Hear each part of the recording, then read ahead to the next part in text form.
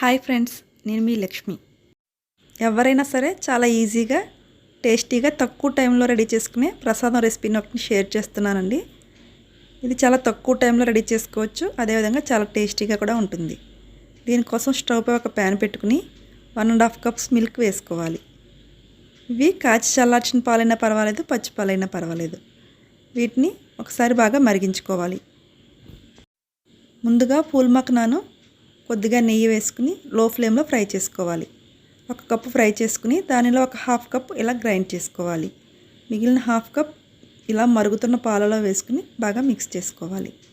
దీన్ని ఒక 5 మినిట్స్ లో ఫ్లేమ్లో కుక్ అవనిద్దాం. ఇప్పుడు మిక్సీ జార్లో 4-5 బాదం పప్పులు, అదేవిధంగా కొద్దిగా జీడిపప్పును వేసుకుని మెత్తగా గ్రైండ్ చేసుకోవాలి. చూస్తున్నారు కదా, ఈ విధంగా మెత్తగా గ్రైండ్ చేసుకోవాలి. ఇప్పుడు బాయిల్ అవుతున్న మిల్క్లో మనం గ్రైండ్ చేసుకుని ఈ మఖనా పౌడర్ని వేసుకుని ఉండలు లేకుండా బాగా కలుపుకోవాలి. దీన్ని కూడా ఒక 5 మినిట్స్ లో ఫ్లేమ్లో కుక్ చేసుకుంటే సరిపోతుంది. ఈ రెసిపీని రెడీ చేసుకోవడం చాలా ఈజీ, అదేవిధంగా ఇది చాలా టేస్టీగా ఉంటుంది అండ్ హెల్దీ కూడా. ఇప్పుడు దీనిలో ఒక 1/2 టీ స్పూన్ వరకు ఇలాచీ పౌడర్ వేసుకోవాలి.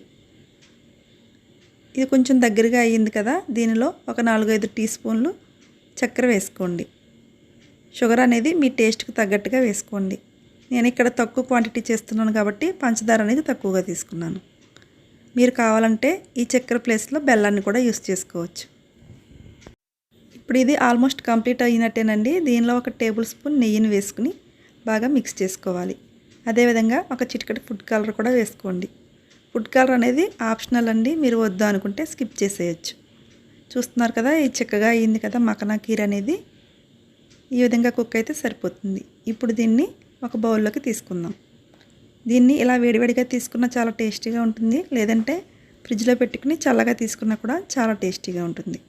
చూస్తున్నారు కదా, చాలా తక్కువ టైంలో ఈజీగా రెడీ చేసుకున్నాం కదా.